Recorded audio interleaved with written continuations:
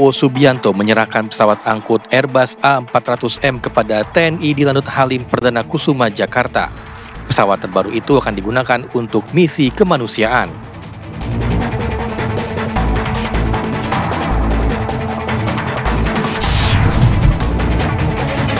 Menteri Sosial Saifullah Yusuf mengungkap data mengejutkan.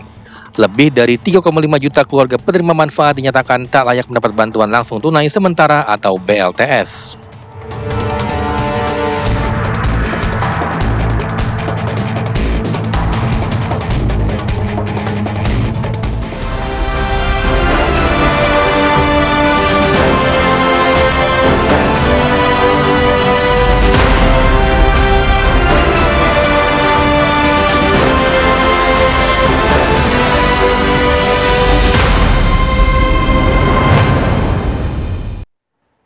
Assalamualaikum, selamat sore pemirsa. Kabar Merah Putih edisi Senin 3 November 2025 hadir menjumpai Anda. Sejumlah kabar penting dan menarik mengenai kebijakan Presiden Prabowo Subianto dan jajaran kabinetnya akan kami hadirkan untuk Anda. Saya Sita Paprika selama 1 jam ke depan akan menemani Anda. Dan pemirsa, inilah kabar Merah Putih selengkapnya untuk Anda.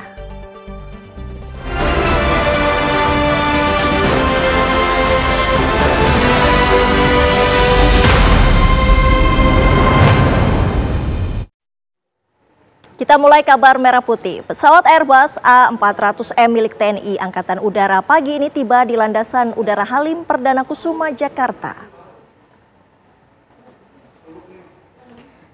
Tak lama setelah mendarat, pesawat terbaru milik TNI AU itu disambut dengan water salute yang kemudian dilanjutkan dengan upacara penyerahan. Pesawat ini merupakan unit pertama dari 2 pesawat A400M yang dipesan Indonesia pada tahun 2021. Unit kedua dijadwalkan akan dikirimkan pada tahun 2026. Pesawat A400M yang diserahkan ke Indonesia memiliki konfigurasi untuk berbagai misi, termasuk angkutan kargo, transportasi pasukan, evakuasi medis, dan misi kemanusiaan. Indonesia juga sedang mengkaji mengintegrasikan perangkat pemadam kebakaran ke pesawat tersebut untuk digunakan memadamkan kebakaran hutan dan lahan. Ya, kasih. 1, 2, 3. Sesi kedua, 2, 3. Siap. Presiden Prabowo Subianto menyerahkan pesawat angkut Airbus A400M kepada TNI di Lanut Halim Perdana Kusuma, Jakarta. Presiden tiba di Lanut Halim sekitar pukul 10:52 sambil didampingi Menteri Pertahanan Syafri Syamsuddin, Sekretaris Kabinet Teddy Indra Wijaya, dan Panglima TNI Jenderal Agus Subianto. Prabowo kemudian menuju ke depan pesawat untuk melakukan prosesi penyiraman air kembang ke roda pesawat.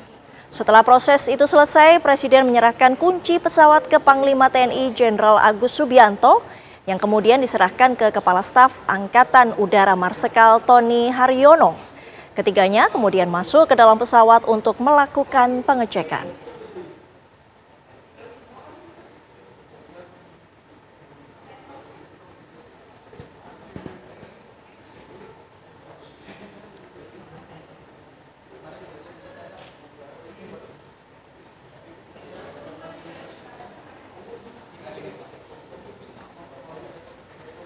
Alhamdulillah sudah mulai berdatangan ya alutsista yang penting. A400 saya kira akan menambah kemampuan kita. Tadi saya diberi penjelasan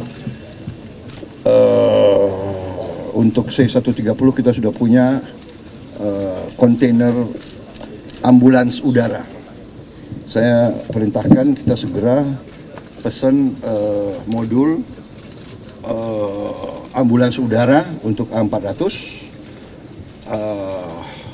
dan juga saya sudah instruksikan untuk diperlengkapi dengan alat-alat untuk menghadapi kebakaran hutan. Jadi ini nanti menambah kekuatan kita. TNI adalah alat negara yang ikut sangat besar peranannya dalam menghadapi bencana, menghadapi kesulitan, menghadapi masalah-masalah kepentingan masyarakat. Jadi saya kira ini akan menambah kemampuan kita. Wilayah kita sangat besar, sebesar Eropa. Kemudian sekian belas ribu pulau, ya kan? Udara bagi kita sangat-sangat menentukan. Dan sangat penting semua TNI sekarang kita bangun untuk menjadi lebih efektif, tidak hanya menjaga wilayah tapi juga mengamankan dan mendukung pembangunan nasional. Saya kira itu dari saya, ya. Terima kasih. Kita sudah aktif 2 unit, kita sudah ada opsi 4 unit, kita mungkin negosiasi untuk kita tanda tangan 4 unit lagi. Ya, sementara itu. Kader 400 nanti akan dilibatkan dalam misi kemanusiaan nggak, Pak? Ini bisa juga tanker udara.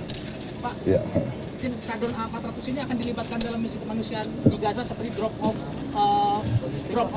makanan, drop off bantuan seperti tahun lalu. Logistik, Pak. Saya kira ini sangat mampu, tapi ini saya kira lebih nanti berpengaruh atau lebih berperan dalam evakuasi yang luka-luka, yang perlu operasi dan sebagainya. Makanya kita bikin modul operasi udara, operasi ambulans udara, dan TNI saya perintahkan untuk nambah batalion kesehatan. Jadi batalion tim kesehatan tidak hanya mendukung bencana di wilayah nasional, tapi seandainya ada kemanusiaan yang terjadi, peristiwa di mana-mana, kita juga bisa hadir. Lantas apa saja agenda Presiden Prabowo Subianto di awal pekan ini setelah menerima pesawat baru untuk TNI Angkatan Udara? Kita bergabung dengan reporter TV One Ikra Anggana. Ikra, silakan. Ya, selamat siang Sita dan juga pemirsa. Usai tadi meninjau sekaligus meresmikan penyerahan kunci pesawat Airbus A400M di Bandara Halim Perdana Kusuma, Presiden Republik Indonesia Prabowo Subianto kembali menggelar rapat terbatas. Sebelum saya menuju ke bercerita kembali apa yang dilakukan agenda Presiden Prabowo Subianto di Halim Perdana Kusuma, tadi baru saja keluar Menteri ESDM yang menghadap Presiden Prabowo Subianto untuk menjelaskan sejumlah kinerja-kinerja dari Kementerian ESDM kepada Presiden, diantaranya terkait dengan lifting minyak nasional atau migas yang disebutkan Bahlil Lahadalia kepada Prabowo Subianto bahwa lifting minyak saat ini dari awal tahun 2025 hingga November 2025 ini sudah menyentuh angka 605.000 barel per hari. Ini artinya sudah melebihi target awal di mana hanya 600.000. Selanjutnya tadi juga Bahlil menyampaikan rapat dengan Presiden Prabowo ini membahas terkait dengan listrik desa yang sedang dicanangkan oleh pemerintahan Presiden Prabowo Subianto melalui Kementerian SDM yang sudah mulai aktif dan juga masif masuk ke beberapa daerah. Dan ada satu hal lagi nih yang cukup mengejutkan, informasi dari ratas antara Bahlil dan juga Presiden Prabowo Subianto ini. Menteri SDM sekaligus Ketua Umum Partai Golkar Bahlil Lahadalia ini menyampaikan permohonan kepada Presiden Prabowo Subianto usulan Partai Golkar untuk mengangkat ataupun merekomendasikan Presiden Soeharto, Presiden Republik Indonesia kedua, Presiden Soeharto sebagai pahlawan nasional yang biasanya ini pengangkatan pahlawan nasional ini akan diumumkan setiap tanggal 10 November ataupun diperingati pada 10 November kepada Hari Pahlawan. Ini tadi Bahlil menyampaikan secara langsung bahwa usulan tersebut disampaikan oleh Partai Golkar dan usulan pahlawan nasional Presiden Soeharto ini juga sudah disampaikan Bahlil kepada Menteri Sosial Saifullah Yusuf dan tadi disampaikan secara langsung, namun nanti kita melihat responnya Prabowo seperti apa. Memang untuk mekanismenya nanti kita akan sama-sama saksikan bersama. Dan tadi juga terkait dengan agenda meninjau sekaligus meresmikan Airbus 400M, tadi kita sudah sama-sama melihat Sita dan juga pemirsa bahwa memang pesawat itu sangat besar, dapat menampung 37 ton bahan bantuan, dapat mendukung operasi militer maupun operasi kemanusiaan yang dimiliki oleh TNI Angkatan Udara ke depan. Tadi juga Presiden Prabowo juga menginstruksikan untuk membuat ambulan udara dan juga melengkapi Airbus A400 ini dengan alat pemadam kebakaran untuk menanggulangi kebakaran hutan yang terjadi di Indonesia. Demikian, saya kembalikan ke rekan-rekan di studio. Ikra Anggana langsung dari Istana Negara, Jakarta. Terima kasih. Pemirsa, Menteri Sosial Saifullah Yusuf mengungkap data mengejutkan. Lebih dari 3,5 juta keluarga penerima manfaat dinyatakan tak layak mendapat bantuan langsung tunai sementara BLTS. Informasinya kami hadirkan usai jeda.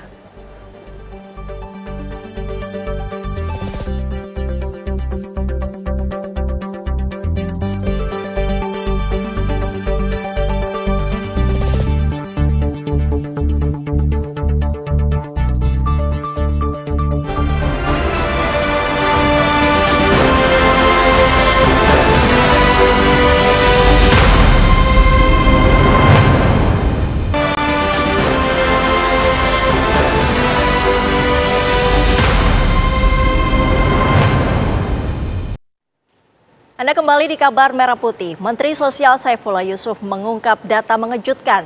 Lebih dari 3,5 juta keluarga penerima manfaat dinyatakan tak layak mendapat bantuan langsung tunai sementara BLTS. Jumlah itu akan divalidasi dan diverifikasi ulang oleh BPS untuk dijadikan pedoman bagi Kemensos dalam menyalurkan bantuan. Dari 14 juta lebih yang telah dilakukan ground check, 10 juta lebih dinyatakan layak, dan 3,5 juta lebih KPM dinyatakan tidak layak.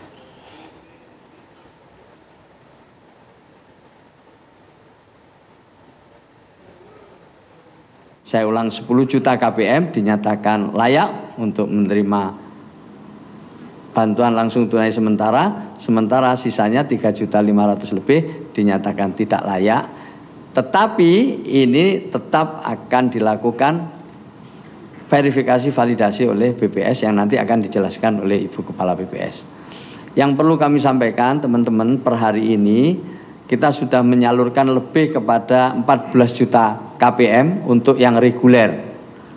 Ya, untuk yang reguler, baik itu PKH maupun juga bantuan sembako. Dalam minggu ini akan ada tambahan 14 juta KPM untuk bantuan langsung tunai sementara. Pemirsa, Wakil Presiden Gibran Rakabuming Raka melayat ke Keraton Kasunanan Surakarta Hadiningrat untuk menyampaikan duka cita atas wafatnya Raja Sri Susuhunan Pakubuwono XIII Ahad petang 2 November 2025. Rombongan Wakil Presiden tiba sekitar pukul 18.05 waktu Indonesia Barat. Wapres datang disambut Gubernur Jawa Tengah Ahmad Lutfi, Wali Kota Solo Respati Ardi, serta sejumlah pejabat dari TNI dan Polri. Hadir juga pimpinan Pura Mangkunegaran Solo, KGPAA Mangkunegara 10. Di depan peti jenazah, Gibran berdoa dan memberikan penghormatan terakhir, serta menyampaikan bela sungkawa langsung kepada pihak keluarga.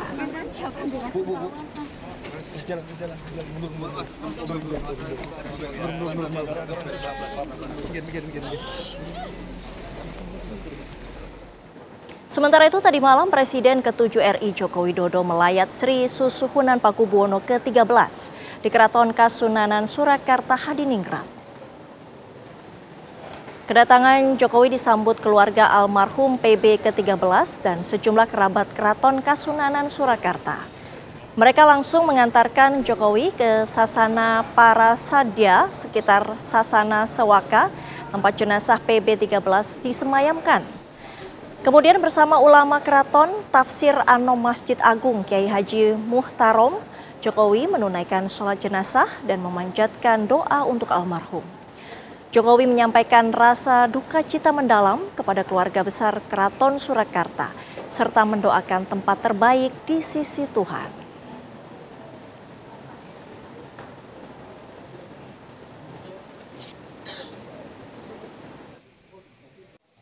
Saya menyampaikan duka cita yang mendalam atas wafatnya Sinuwun karena gerah sakit beberapa bulan ini. Semoga arwah Sinun diterima di sisi Allah SWT, ditempatkan di tempat yang paling baik, diampuni seluruh dosa-dosanya. Warga Solo terus berdatangan ke Keraton Solo untuk memberikan penghormatan terakhir kepada jenazah Sri Susuhunan Pakubuwono ke-13. Kabar terkini dari rencana pemakaman dari Sri Susuhunan Pakubuwono ke-13. Kita bergabung dengan reporter TV One Agus Saptono di Solo, Jawa Tengah. Agus, siapa saja yang telah melayat dan kapan jenazah akan dimakamkan? Iya, kita dan juga pemirsa benar sekali bahwa hingga hari ini, sore ini, meskipun cuaca di kota Solo maupun di sekitar keraton ini diguyur hujan deras, namun warga dan juga pejabat instansi pemerintahan maupun swasta itu berdatangan untuk mengucapkan bela sungkawa terhadap meninggalnya Pakubuwono ke-13 yang meninggal pada hari Minggu pagi kemarin. Dan para pejabat yang hadir seperti tadi malam sekitar pukul 18, yaitu Wakil Presiden Gibran Rakabuming Raka. Terus setelah itu pada malam harinya Presiden ke-7 Joko Widodo juga mengucapkan bela sungkawa datang langsung ke Keraton Kasunanan Surakarta ini. Sementara untuk prosesi pemakaman sendiri baru akan dilakukan pada hari Rabu tanggal 5 November tahun 2025, hari Rabu mendatang. Jenazah sendiri akan dimakamkan di pemakaman Raja-Raja Kasunanan Surakarta di Imogiri, Bantul, Yogyakarta. Untuk prosesi sendiri nanti pada pukul 9 pagi tanggal hari Rabu itu upacara sudah dilakukan di Keraton Kasunanan, lalu jenazah dibawa ke Loji Gandrung atau rumah dinas Wali Kota Surakarta. Setelah itu dari keraton menuju Loji Gandrung, jenazah akan dibawa oleh kereta kuda. Selanjutnya setelah dari keraton diturunkan, disemayamkan di Loji Gandrung sebentar, lalu akan dibawa ke pemakaman Imogiri dengan menggunakan mobil ambulan. Begitu, Sita. Agus Saptono langsung dari Solo, Jawa Tengah. Terima kasih. Pemirsa, kabar Merah Putih masih akan kembali usai jeda. Tetaplah bersama kami.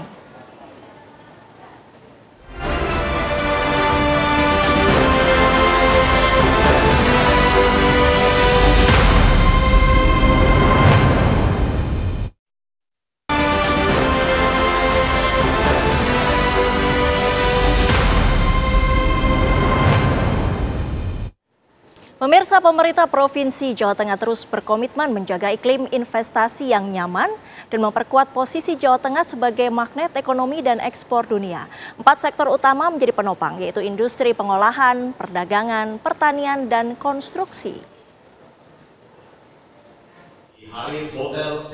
Gelombang investasi di Jawa Tengah terus menunjukkan arah positif. Hingga triwulan ketiga tahun 2025, nilai investasi yang masuk telah menembus 66,13 triliun rupiah atau telah mencapai 84,42% dari target tahunan. Dari angka tersebut, Jawa Tengah mampu menyerap tenaga kerja lebih dari 326.000 orang. Asisten Administrasi Sekretariat Daerah Provinsi Jawa Tengah, Doni Widianto, mengatakan capaian ini adalah bukti nyata bahwa ekonomi Jawa Tengah mampu bertahan di tengah tekanan global. Angka ini menegaskan bahwa Jawa Tengah mampu menjaga momentum pemulihan ekonomi meski dunia masih diliputi ketidakpastian global. Jadi Bapak Ibu semua di Jawa Tengah, hilirisasi industri menjadi salah satu andalan untuk diproduksi di Jawa Tengah. Segala sesuatu itu data akurat atau based on data itu menjadi suatu penting. Karena kalau datanya tidak akurat, maka pengambilan keputusan oleh pemerintah juga bisa keliru. Ini penting sekali. Untuk itu mari kita sukseskan sensus ekonomi 2026 di Jawa Tengah. Dengan data akurat kita mampu membuat kebijakan yang tepat sasaran, memperkuat daya saing industri, mendorong perdagangan, memajukan sektor konstruksi, kuliner, dan pariwisata, serta pada akhirnya meningkatkan kesejahteraan masyarakat di Jawa Tengah. Pada triwulan ketiga saja, nilai investasi yang masuk mencapai 20,55 triliun rupiah atau naik 14,45% dibanding periode yang sama tahun lalu. 4 sektor utama menjadi penopang pertumbuhan ekonomi Jawa Tengah, adalah industri pengolahan, perdagangan, pertanian, hingga konstruksi. Industri pengolahan seperti baja, alas kaki, makanan, dan minuman menjadi penyumbang terbesar dengan kontribusi 33% terhadap produksi domestik regional bruto atau PDRB Jawa Tengah. Sektor perdagangan dan pertanian menyusul dengan masing-masing kontribusi lebih dari 13%. Capaian menggembirakan sektor pertanian, selaras dengan arah pembangunan Pemprov Jawa Tengah untuk meneguhkan posisi sebagai lumbung pangan nasional. Sementara itu, sektor konstruksi memberikan kontribusi lebih dari 11% melalui pembangunan infrastruktur seperti jalan tol, jalan provinsi, dan irigasi. Gubernur Jawa Tengah Ahmad Lutfi mengatakan, stabilitas sosial dan politik yang terjaga menjadi kunci kepercayaan investor untuk menanamkan modalnya di Jawa Tengah. Di samping itu, pemerintah Provinsi Jawa Tengah juga memberi kemudahan proses perizinan, baik untuk penanaman modal asing maupun penanaman modal dalam negeri. Ada satu hal yang sangat esensi yang perlu saya sampaikan kepada Bapak Ibu sekalian, bahwa di Jawa Tengah ini adalah salah satu provinsi yang hari ini sangat menarik untuk berinvestasi. Sangat menarik untuk berkompetisi, baik itu untuk ekspor maupun untuk impor. Kami telah menyiapkan beberapa sarana prasarana penunjang yang paling menjadi menarik para investor, baik itu impor maupun ekspor, adalah situasi secara global Provinsi Jawa Tengah. Selama kami di Jawa Tengah tidak ada konflik-konflik yang komunal maupun horizontal di wilayah kita yang berlanjut-lanjut, sehingga iklim masyarakat Jawa Tengah itu adem ayem. Tidak ada investasi di tempat kita yang sampai terganggu, karena jaminan keamanan ketertiban di tempat kita jamin aman. Sampai sekarang saya tanggung jawab, tidak ada itu premanisme, tidak ada itu mafia, termasuk para bupati wali kota sudah saya breakdown dia. Tenaga kerja Jawa Tengah yang kompetitif dan produktif juga menjadi unggulan dalam menarik investor baru. Menurut Lutfi, keseimbangan antara investasi dan penyerapan tenaga kerja adalah faktor penting dalam pembangunan ekonomi berkelanjutan. Dari segi infrastruktur, Jawa Tengah memiliki infrastruktur lengkap. Setidaknya Jawa Tengah memiliki 7 kawasan industri, kecukupan pasokan energi, dilintasi tol Trans Jawa, terdapat pelabuhan dan bandara udara internasional. Kelengkapan infrastruktur itu mendukung konektivitas ke seluruh penjuru negeri dan pasar internasional secara efektif dan efisien. Tenaga kerja di tempat kita sangat kompetitif sekali, yang ini menjadi daya tarik di tempat kita. Sehingga di Jawa Tengah bukan berarti kita anti padat modal, tetapi padat karya menjadi prioritas kita untuk apa? Mereduksi adanya pengangguran terbuka dengan menyiapkan sumber-sumber daya manusia di Jawa Tengah yang siap pakai. Vokasi-vokasi sekolah kita perbanyak, termasuk beberapa kawasan industri khusus sudah kita dirikan, namanya Politeknik, beberapa kampus kita geret tempat kita. BLK kita siapkan untuk kerja, sehingga sumber daya manusia di tempat kita mempunyai kompetitif untuk bisa masuk di investasi di tempat kita. Termasuk di wilayah kita masih banyak lahan-lahan yang menarik hati bagi para investor kita. Berdasarkan data Dinas Perindustrian dan Perdagangan Provinsi Jawa Tengah, Amerika Serikat menjadi pasar utama ekspor Jawa Tengah dengan kontribusi mencapai 47,9% dari total ekspor. Disusul Uni Eropa sebesar 11%, Jepang 8%, ASEAN 6%, dan Tiongkok 4% lebih. Sepanjang Januari hingga Agustus 2025, nilai ekspor Jawa Tengah mencapai 7,9 miliar dolar Amerika Serikat, naik 10% dibandingkan periode yang sama tahun lalu. Surplus perdagangan Jawa Tengah tercatat 2,19 miliar dolar Amerika Serikat. Produk unggulan seperti sarang burung walet, kulit kambing, ikan, udang, rajungan, dan olahan kayu menjadi komoditas yang banyak dicari di pasar Amerika dan Uni Eropa. Untuk menjawab tantangan global terkait ekonomi hijau, pemerintah Provinsi Jawa Tengah meluncurkan program Rengganis Pintar atau revitalisasi green industry untuk peningkatan ekspor Jawa Tengah. Program ini mendorong industri yang ramah lingkungan agar produk Jawa Tengah semakin diterima di pasar internasional. Perbit adalah singkatan dari Persatuan Pengusaha Indonesia Tionghoa. Perbit mempunyai visi misi untuk mempersatukan dan memajukan pengusaha Tionghoa dan meningkatkan kerjasama dengan pengusaha, dunia usaha, serta pemerintahan dan perekonomian Jateng. Dengan semangat kebersamaan, Jawa Tengah siap menjadi titik tumbuh baru ekonomi nasional. Dari Semarang, Jawa Tengah, tim TV One mengabarkan. Inggris dan Jawa Tengah.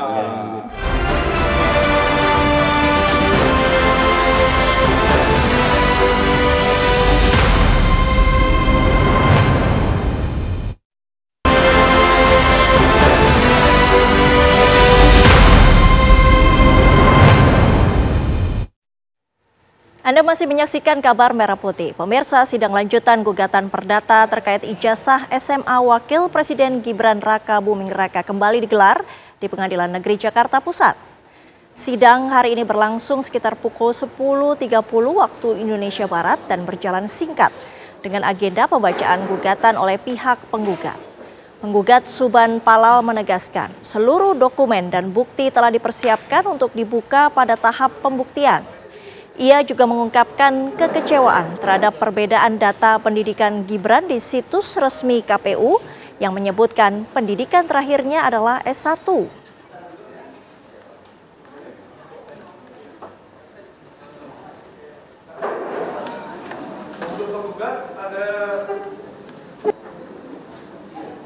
Informasi lain, pimpinan DPR RI inspeksi mendadak di pabrik ban kawasan Cikarang, Bekasi, Jawa Barat yang sebelumnya dikabarkan melakukan PHK terhadap 280 karyawannya. Wakil Ketua DPR RI sekaligus Ketua Satgas Perlindungan Pekerja DPR RI Sufmi Dasko Ahmad memimpin sidak tersebut. Selain Dasko, Wakil Ketua DPR RI Saan Mustopa, Presiden Konfederasi Serikat Pekerja Seluruh Indonesia Andi Gani Nenawea, serta sejumlah anggota DPR RI turut serta. Dalam pertemuan dengan perwakilan pihak perusahaan, DPR meminta proses pemutusan hubungan kerja atau PHK harus mengacu kepada perjanjian kerja bersama. Selain itu, apabila proses PHK tidak terhindarkan, maka harus sesuai dengan aturan ketenagakerjaan yang berlaku. Dasko meminta para pekerja yang telah diskorsing untuk dikembalikan untuk bekerja dan memberi waktu untuk pihak perusahaan hingga hari Jumat menyelesaikan permasalahan ini.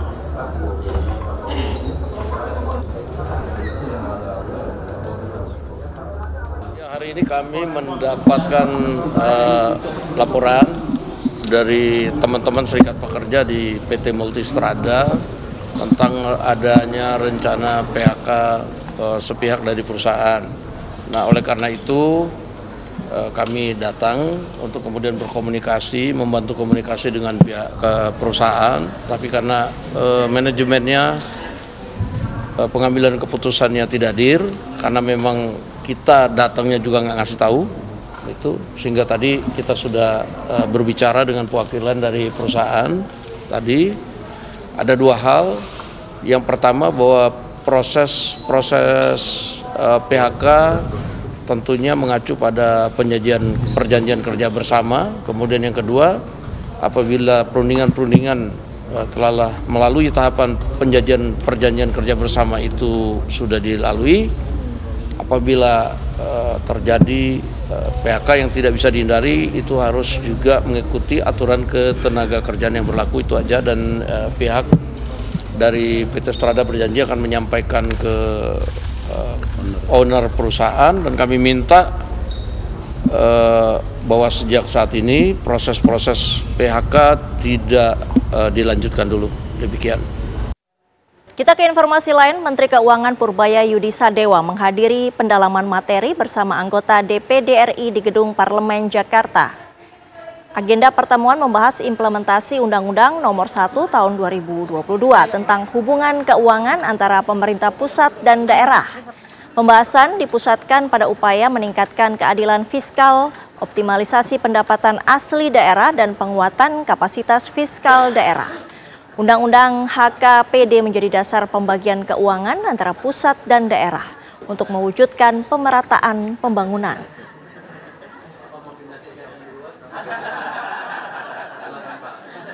Nanti kita lihat seperti apa, itu kan project base kan, kita lihat pinjaman seperti apa. Jadi saya lihat, saya buka ruang untuk bunga lebih rendah dari sekarang, itu kan kita akan salurkan lewat PT SMB, karena SMB yang ngerti bagaimana menilai proyek kalau orang saya nggak ngerti lah, karena beda jadinya kemampuannya. Saya pikir sebagian bilang bisa nggak bunganya 0,5% dari kita ke SME. Kita akan pertimbangkan itu dengan serius. Kemarin sih waktu saya SME, dia bilang dia bisa nyalurin berapa bulannya sampai akhir tahun sampai cuma 3 triliun. Saya bilang kalau bisa sampai 6 triliun bagus. Nanti pasti ada beririsan dengan program-program dari Pemda yang didukung oleh DPD di sini.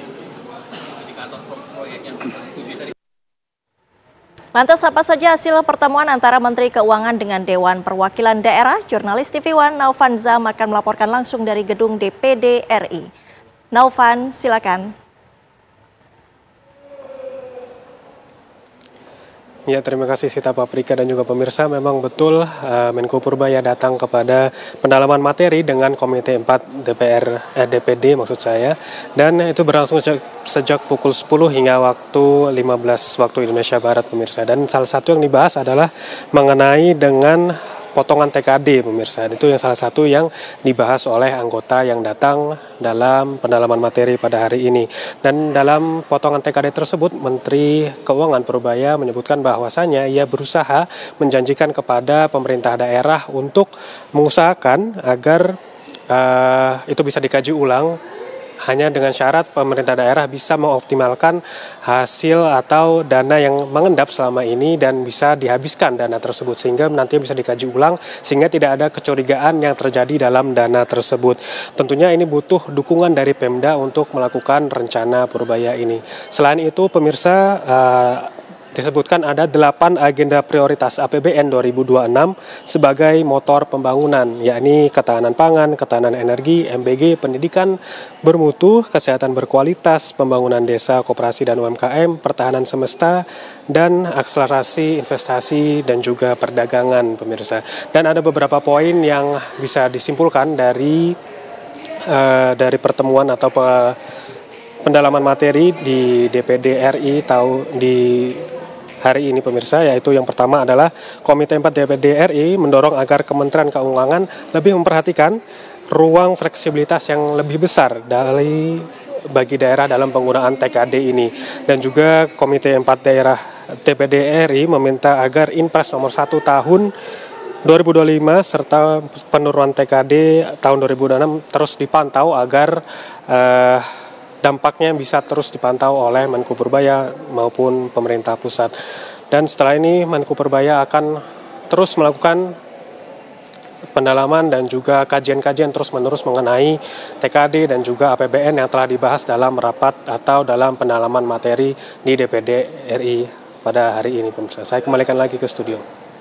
Naufan Zam langsung dari gedung DPD RI Jakarta. Terima kasih. Pemirsa, Pemprov DKI Jakarta menggelar job fair dan upskilling untuk pencari kerja disabilitas. Kami hadirkan informasinya usai jeda, tetaplah di Kabar Merah Putih.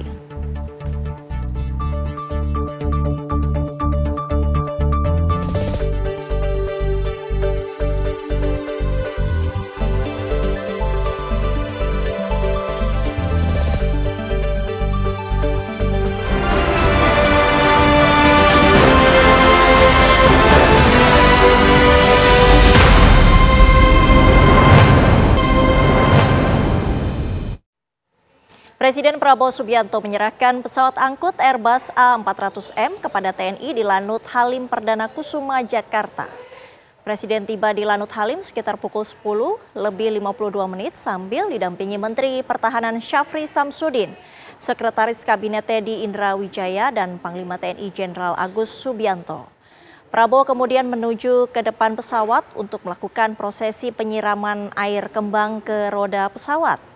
Setelah proses itu selesai, Presiden menyerahkan kunci pesawat ke Panglima TNI Jenderal Agus Subianto yang kemudian diserahkan ke Kepala Staf Angkatan Udara Marsikal Tony Haryono.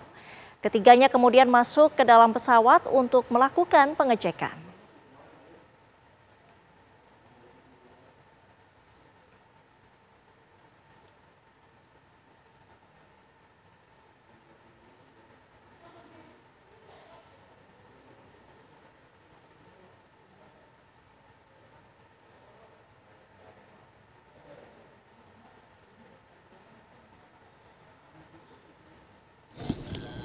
sudah mulai berdatangan ya, alutsista yang penting. A400 saya kira akan menambah kemampuan kita. Tadi saya diberi penjelasan untuk C-130 kita sudah punya kontainer ambulans udara. Saya perintahkan kita segera pesan modul ambulans udara untuk A400 dan juga saya sudah instruksikan untuk diperlengkapi dengan alat-alat untuk menghadapi kebakaran hutan. Jadi ini nanti menambah kekuatan kita. TNI adalah alat negara yang ikut sangat besar peranannya dalam menghadapi bencana, menghadapi kesulitan, menghadapi masalah-masalah kepentingan masyarakat. Jadi saya kira ini akan menambah kemampuan kita. Wilayah kita sangat besar, sebesar Eropa. Kemudian sekian belas ribu pulau, ya kan? Udara bagi kita sangat-sangat menentukan. Dan sangat penting semua TNI sekarang kita bangun untuk menjadi lebih efektif, tidak hanya menjaga wilayah tapi juga mengamankan dan mendukung pembangunan nasional. Saya kira itu dari saya, ya. Terima kasih. Kita sudah aktif 2 unit, kita sudah ada opsi 4 unit, kita mungkin negosiasi untuk kita tanda tangan 4 unit lagi. Ya, sementara itu. Ya. Ini bisa juga tanker udara. Ya. Skadron A400 ini akan dilibatkan dalam misi kemanusiaan di Gaza seperti drop makanan, drop bantuan logistik, Pak.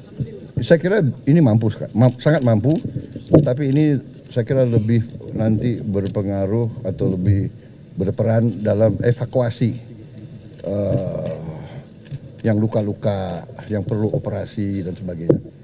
Makanya kita bikin modul operasi udara, operasi ambulans udara, dan TNI saya perintahkan untuk nambah batalion kesehatan. Jadi batalion tim kesehatan tidak hanya mendukung bencana di wilayah nasional, tapi seandainya ada kemanusiaan yang terjadi, peristiwa di mana-mana, kita juga bisa hadir. Wakil Presiden Gibran Rakabuming Raka menyaksikan langsung laga persahabatan internasional antara Tim Nasional Futsal Indonesia dan Timnas Futsal Australia di Indonesia Arena Kompleks Gelora Bung Karno, Jakarta. Pertandingan yang digelar pada Sabtu malam ini merupakan bagian dari rangkaian uji coba internasional Timnas Futsal Indonesia menjelang SEA Games 2025 yang akan digelar pada Desember mendatang. Di hadapan ribuan penonton yang memadati arena, Timnas Indonesia tampil gemilang dan berhasil menundukkan Australia dengan skor 3-1. Kehadiran Wapres dalam laga ini mencerminkan komitmen pemerintah untuk memperkuat ekosistem olahraga futsal di tanah air, sekaligus memberikan dorongan moral bagi para atlet muda agar terus berprestasi.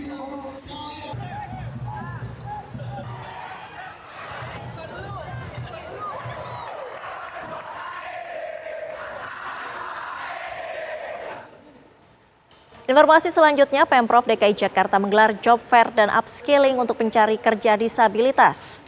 Ada ratusan peluang kerja yang sudah disiapkan dalam job fair ini. Gubernur DKI Jakarta Pramono Anung menghadiri dan membuka secara resmi kegiatan job fair disabilitas 2025 di Taman Ismail Marzuki, Jakarta Pusat. Acara ini digelar dalam rangka peringatan Hari Disabilitas Internasional 2025 yang jatuh pada 3 Desember mendatang. Pemprov DKI Jakarta menggelar job fair dan upskilling disabilitas. Ratusan pencari kerja disabilitas nampak antusias untuk mengantri dan memasukkan lamaran ke sejumlah perusahaan.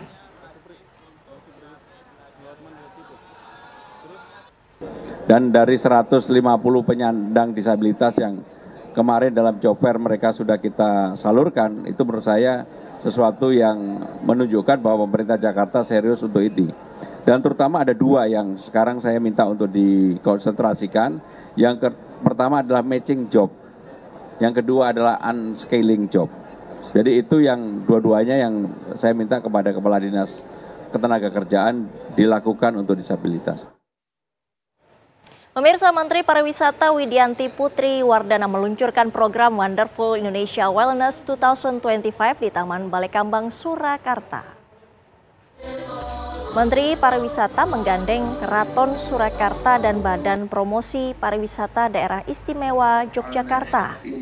Program ini menawarkan kepada wisatawan wellness tourism atau wisata kebugaran yang tidak hanya fokus pada tubuh, tapi juga pikiran, dan digelar selama bulan November berdasarkan laporan Global Wellness Institute 2023. Indonesia menempati peringkat pertama di dunia dalam kategori Wellness Economics dengan nilai mencapai 56,4 miliar dolar Amerika Serikat atau sekitar 939 triliun rupiah, serta menjadi negara dengan pertumbuhan tercepat ketiga di Asia Pasifik.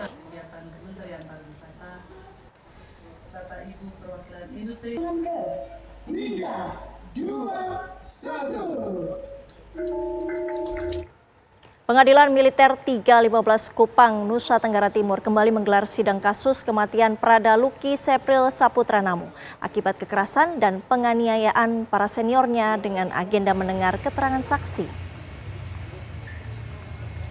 Sidang digelar dengan Hakim Ketua Magor CHK Subianto dengan menghadirkan terdakwa Letu Ahmad Faizal dan saksi Pratu Petrus Kanisius Wea, anggota Provos Batalion. Dalam keterangannya, saksi mengatakan mengetahui Prada Luki mendapatkan pencambukan dan hukuman fisik lainnya yang dilakukan terdakwa Ahmad Faizal. Sepriana Paulina Mirpe, ibu korban yang mengikuti jalannya persidangan, terus menangis mendengar keterangan saksi dan harus ditenangkan dan dikeluarkan dari ruang persidangan oleh anggota keluarga Prada Luki. Hanya sepotong saja suaranya bilang ampun. Izin yang kami dengar.